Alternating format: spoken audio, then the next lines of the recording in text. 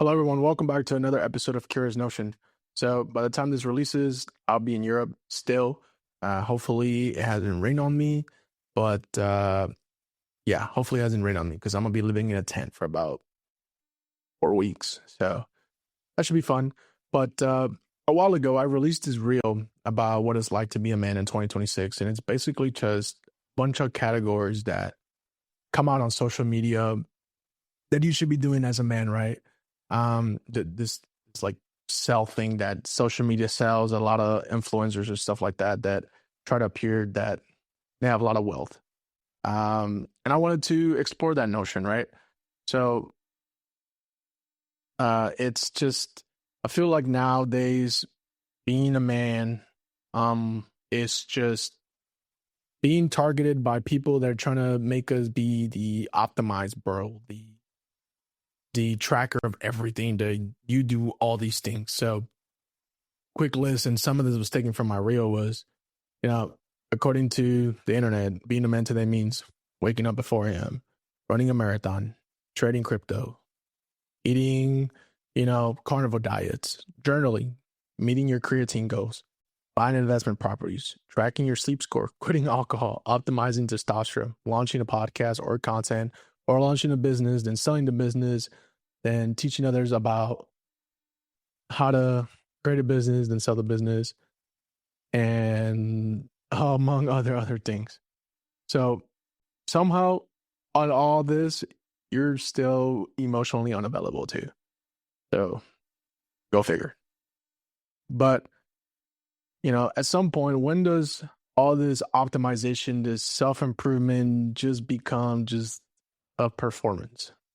Because with social media, you can pretty much perform everything. I mean, I did an episode about the mental health of social media, and it's like, dude, this is just a frame. Whatever is going on behind the frame, you don't see. So when you see these like influencer optimized bro driving the Lambo Ferrari videos, is it your Ferrari? Is it your Lambo? Or is it just rented? Is you took a trip to Miami and rented a car, right? So when is it just that frame? And they're like, buy my course. I just that kind of drives me nuts. Because I'm a target for it too, right? I'm like, maybe if I just buy this course, like I get the money right, and I love to travel. So like maybe I can just travel. I don't care about the cars thing. Like I don't care about cars. I just care about experiences. Like I love to do things like skydive, and I want to scuba dive at some point. I've snorkeled before and almost got bit by a shark. Like I live for the experiences of life. I like to do fun things. I can care less about the show. I drive a Ford Fiesta. Like, dude, I don't care about that. But just optimized bro image by the internet, right, is just an endless masculine checklist, I think, of being a man. Maybe this is why I'm doing this video, because I'm trying to understand it. It seems like you do a lot of healthy stuff, like you take care of yourself. You have all these supplements. Your cabinet looks like a chemistry laboratory with all the stuff you're taking. You're going to the gym, or you're running all the time, and it seems disciplined. You're ambitious, but it's just like, how long can you keep this stuff, especially if you're just starting it out, because you're trying to mimic people online. But it sounds like you're just, a startup for yourself. Like you're just this giant thing, and you're a startup. You're optimizing everything.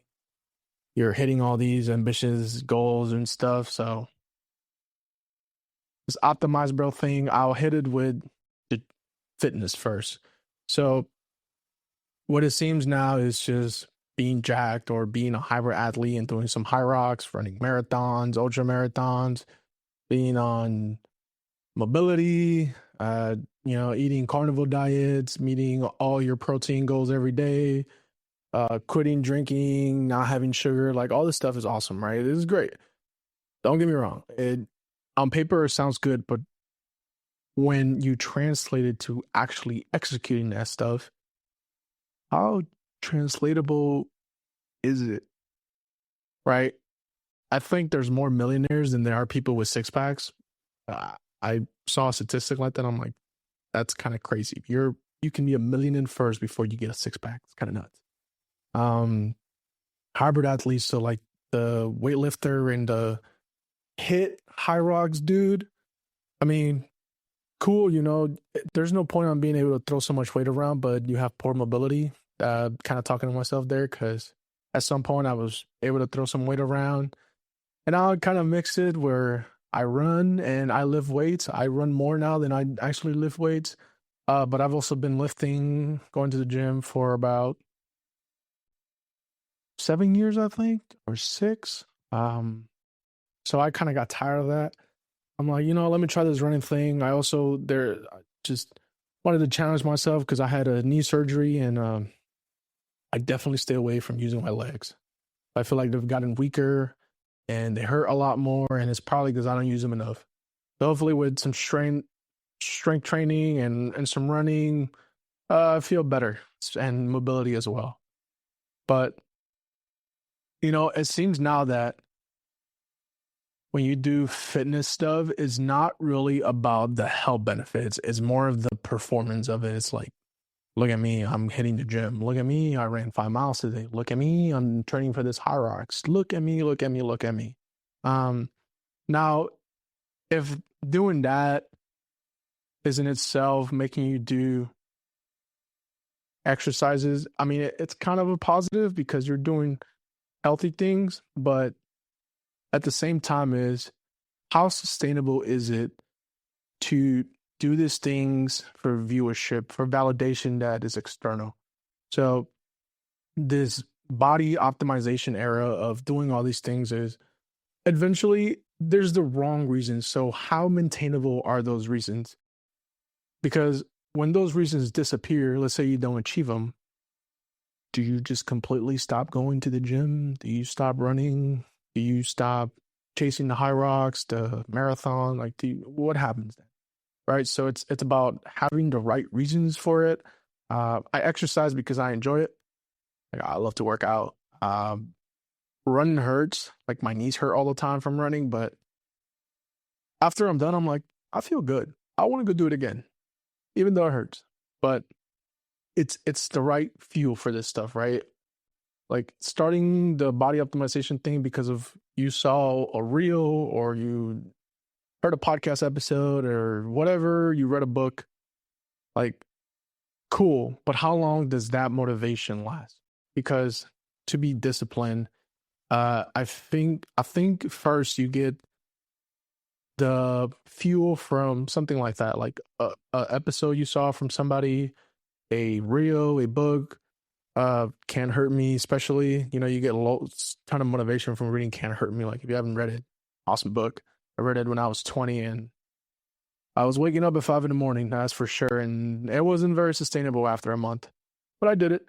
I also didn't work. So it's kind of sustainable because I didn't really have any other responsibilities. But you have to ride the wave of whatever emotions you're using first to get to discipline. Like, you have this negative view of yourself.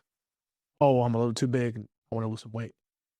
Oh, I feel like I'm lacking here. You ride that negativity, or positive if you're one of those people that gets positive emotions to do stuff.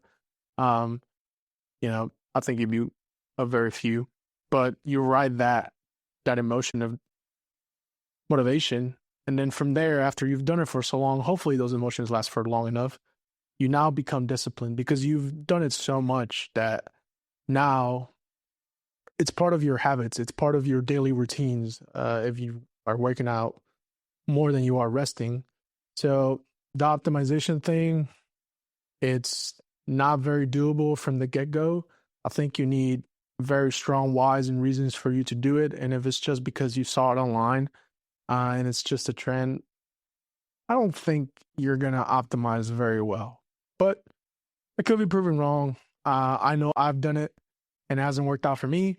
Definitely consistency over time has led to just I work out daily as much as I can, at least 4 to 5 sessions, whether it is mobility, a HIIT session, a strength training session, whatever it is. 4 to 5 days is like a win of a week for me. So definitely it took like 7 years of me doing that. And prior to me starting even the lifting thing, I play sports, mainly basketball. So I was accustomed to, you know, conditioning and working out after school. And it was kind of like this habit. So I've kind of carried on the habit of that. So I would look at your reasons, right? If you're doing the body optimization thing, uh, write down your goals, have a clear picture of what you're trying to achieve. If it's just for health benefits, I mean, you're going to live a life of working out all your life. So might as well figure out how to incorporate it to every single day that is not your rest day. So definitely take a step back and explore why you're body optimizing. Because if it's just for social media, I don't think it's going to last very long. And I say it because I've also experienced it. Oh, like my third cup of coffee. I've been awake since 7 a.m. working on my final assignment for a sociology class, which kind of ties into this because society now is a lot of social media. It's in front of your face every day with your phone. So if you think you're not being influenced by what you're seeing, I would reconsider that thought, because I know for sure I definitely get influenced. Another one is financial. Uh, we all want to have money, right? I, I would love to have money, not because I want to be incredibly rich, but because I would like some freedom.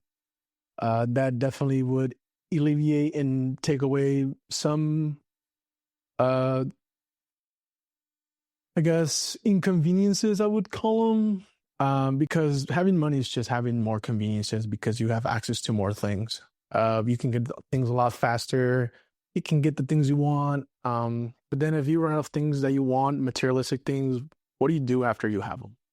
Uh, but I see online, I mentioned the whole start a business, sell the business, and then teach everybody else how to do that.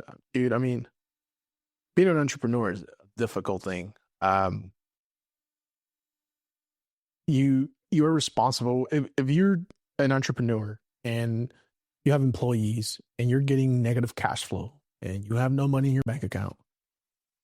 How do you pay these people? Do you take on more debt? Because if you open up a business, you definitely took on debt. If you're just like doing the hopes and dreams thing, like I'm gonna take out the debt and I'm gonna figure it out. Like, what do you do then, right? Being an entrepreneur is difficult. It's a lot of responsibility. So, uh, making six figures now seems to be the thing. Roth IRAs, S&P 500, real estate, Airbnb, side hustles, AI taking your jobs, Social Security running out when you're older, day trading, you never working again. I think the whole not working thing again, I think for a little bit is like good when you have so many things you want to do with your free time. Like, oh, I want to travel to this country. I want to go do these activities. I want to go do that. But what do you do when you do all that, right? These are the questions that I ask for me too, because this applies to me. Like I'm exploring a lot of this stuff because it applies to me too. So this is why I try to find stuff that is an endless game. Endless games just means that something that you can never reach the end line or the finish goal. It's just like something that you can continuously just do and improve on. One of those things is reading. You're never gonna read every book in the world. You're gonna die, right? But it's enjoying. It's enjoying to read books. I love it. I think it's an endless game. Creating content and doing this stuff. If you have thoughts to explore and you can yap to a camera, it can be a very enjoyable activity. I kind of still hate it and dislike it because I'm very shy with the whole talking thing and the camera thing, but it's working out. And after a while, I'm like, you know what? That was cool. I enjoy that. And I get to edit and listen to my thoughts too. I get to learn about mannerisms of myself and how I speak and my thoughts and things like that. So, but back to the financial thing, you have all this stuff, right? This long list of things that you should do according to social media. It just seems like a performative, anxietal thing to say, like, I have money. But again, the whole social media thing, framing, this is just a pretty frame here, but it's not showing everything around my life. So when you see the reels of like the dudes driving the supercars and they're on a jet ski and they're partying on a boat and they're doing the traveling thing, like, okay, dude, is it that you're rich in debt? I mean, you might have the money, you might, I don't know, right? I can't peep into people's bank accounts, but I would say the social media can definitely portray a different picture. Uh, I travel for sometimes quite often, but it's because of work. And people are like, dude, you're always traveling. And I'm like, yeah, but it's not my money.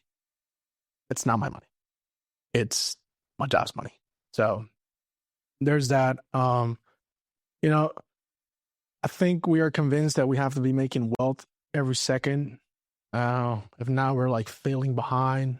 We're falling behind or we're failing at something. That used to be me. Not much anymore. I mean, I started investing when I was 19 and I tried the crypto, I tried swing trading, I tried options trading, day trading. Do not trade under $25,000. If not, your broker is going to flag you. Uh, having passive incomes, I've tried dividend investing. Can't really stick to it because I'm not that patient, but I've been investing now, I think, for 6 years, five. And the first 3 years was just me losing money, trying all these different stuff because I saw it online, because I saw some video and this guy made a 10x return. I'm like, dude, I'm like, okay, I'm going to watch your videos. You're teaching me about this option trading and delta and yada, yada, and all these pretty terms. And then after a while, I'm like, okay, I don't have that much money to put on these stocks, right? I'm going to ask you this. If you have a penny and that penny doubles every day for 30 days, or you start out with $10,000 and you just get a percentage that it goes up every day, how much money will you have? I think I worded that very bad, but by the end, the compound of the $10,000 is going to be much larger than the penny. I'll answer it for you because your 10% or your 8%, let's go to the stock market thing, the S&P 500 average return year over year, 8%, right? You have $10,000, and you get an 8% return, you're gonna get $800 off, that whole year. Whether if you start with a penny, then it doubles every day, you're not even gonna get close, I think, to the starting of your $10,000. So definitely, I've learned that do not rush money. Like your money's gonna make money when it's gonna make money. Warren Buffett puts it best. I think the stock market is from transferring wealth from the patient to the impatient or something like that. Like basically you need to wait. Delayed gratification is a huge thing for money, especially stock market investing, because companies over time are going to grow. There's a chart that shows on a 5-year increment how much guarantee you are to get a return on an investment on the stock market. And over 20 years, it's like 100% guarantee that you're going to get an investment. Now, no investment in money is 100% guarantee, and it never will be. And if you made it this far and you hear somebody tell you that you're going to 100% make money, I would run away, because nothing is 100% guarantee unless you get like, treasury bills and they return that fixed percent, or you have a high yield savings account that returns that percent. That percent is guaranteed, right? But until it hits your bank account, I wouldn't guarantee it. Right. So here's more of the measuring optimize, bro. And it kind of just ties to all these apps about optimization. It's like, whoa, Aura, Strava. I'm a guilty of Strava now. MyFitnessPal, tracking your sleep. Definitely kind of do that. I also have a sleep app machine, so that kind of tracks my sleep. Tracking your calories, tracking habits, journaling, routines, dopamine detox, anti-doom scrolling. Like, dude, this is going to be so time just consuming, just like tracking all these apps. And then not only that, but opening these apps means you're guaranteed to probably doom scroll. Like if you're gonna do something, uh, definitely gonna be distracted. I love the journaling thing. I write, but I do love the journaling thing. I think it's awesome because it's just journaling and writing is just folding the laundry in your brain.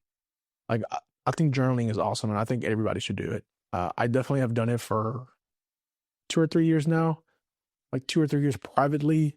And then recently I have a Substack, which I kind of write whatever has happened throughout the week that I kind of want to engage on.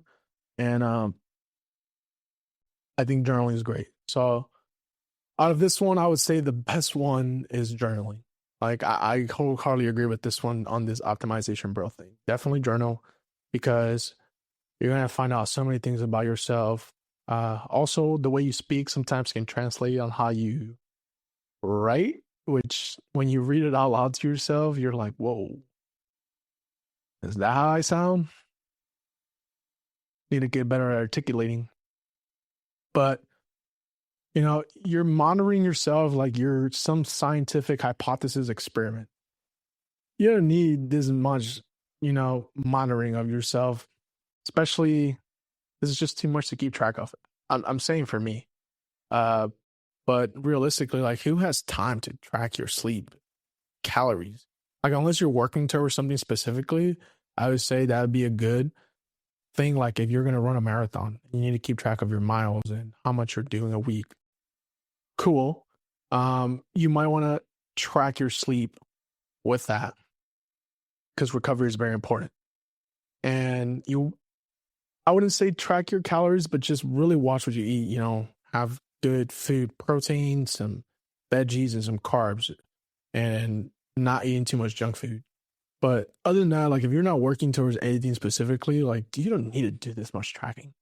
It's just so time consuming. Like I feel like I already have little time in a day with working and going to school and then editing and creating content and trying to spend time with family and friends. Like just to add all this stuff on top of it, just no way. Like when I first started investing, I would track stocks all the time. Like every week, I would be like, okay, I'm gonna check on this, and is this a good buying opportunity? Does this chart, this analytical thing, this earnings report tell me like, oh, great buying opportunity. They're growing revenue quarter by quarter, year over year, and their profitability and all this stuff is going like, dude, I don't even have the money to buy that many stocks. Like I think the most I've ever held was like 15 stocks, and then I like shorted it from like 10, and then from 10 I shorted it now to 8. And I went from checking my stock portfolio every day, and now I check it whenever I remember. Morgan Housel has this whole thing like if you forget your password for your investment account, like great. I think I'm getting to that after like 6 years, and awesome because it's just there, right? It's going to do the money thing. It's going to compound. If I'm investing in good quality companies, it's going to do its thing. So definitely don't monitor yourself like you're a lab experiment. You're just a human being, dude. Like if you know you're doing the right things, there's not much moderation that is needed from you. You're just doing the right things. So I think another like a lot of this has to do with reward system. It just, you know, if you're posting online, the whole 4 a.m. wake up, the monk mode thing, the marathons, the lock in, the lonely arc of suffering and hyper discipline edits and all this other stuff, like it's just like it sounds so good if you're creating content, right? Or if you're trying to show off for the people around you. It's just such a huge reward hit. Like, look at me, like all the stuff that I'm doing. So I think that's part of it. Um, it's just, yeah, it's, it's just a reward thing. It's an external validation. Uh, but why are you seeking it? I would ask that question. I usually ask myself when I want to achieve something, it's like, is this something I want, or is this an external want that was placed by an external source? And why do I want it? Is it even worth it? Is it worth my attention? Is it worth my time? Because the greatest currency in life is your attention, not money, not time. Because whatever you spent time, focusing on is the currency you are able to expend, because time is going to go regardless. You can't really control how that time is spent. Like, you can just be focused on your phone and time is getting wasted, like without you really noticing because it's so habitualized. But you can definitely exercise spending your attention. And then time goes by like automatically, but you can control your attention. Um, money, money's just a tool. It's just a currency that someone made up and was like, here's money. We're gonna use it to trade goods and services now. Okay. Um, I think that eventually the optimized bro thing is gonna die. Uh, I would hope so, because I meet so many people and they're just tired. There's so many rising accounts that I see that are just tired. They're tired of the optimizing, never ending, that there's always another metric that you got to measure, another routine to try, another supplement that's going to be good. Just everything just hitting the market, a new income stream. Like, I think eventually people are going to get tired of it and they're going to be exhausted. And I hope it dies, because I think it's not very human-like to live like that way. You just can't maintain it. You can maintain it probably for a little bit, but you can't maintain it for long term, and you're gonna get burned out. Just another insecurity to add on to that. Now you're not meeting these things, because here's the thing: like, you put all this stuff for yourself. What happens when you don't meet it? What happens when you don't meet it? You're gonna feel bad. You're gonna be like, I didn't do the thing. You're gonna feel insecure about yourself. You're gonna feel underachieved, and that's gonna come into your happiness. You don't want to do that to yourself.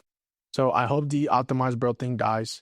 And this is mainly for males. If you're a female watching this, you made it this far, mainly for males. But I'm sure a lot of this stuff relates to females now too, because a lot of you are now also working, and there's a lot of gym girls, and there's a lot of all this stuff that they do financial stuff and they run businesses. Like, fucking great. That means you are just as equally as, able to fall into the trap of the whole optimized thing. I should have called it optimized person, but I'm mainly talking about the male experience because I'm a male and I fall in trap to these things. But, the finish line is always going to keep moving. You just got to do some realistic things for you that work for you. They're going to bring joy to your life and that they're sustainable. Because the easier it is to sustain it, the less effort it goes into it. And if it returns on you peace and happiness, and dude, good for you. And hopefully, if your identity is all on this optimization stuff, I hope you don't feel like a failure. Because it's kind of set to fail already. It's just too much.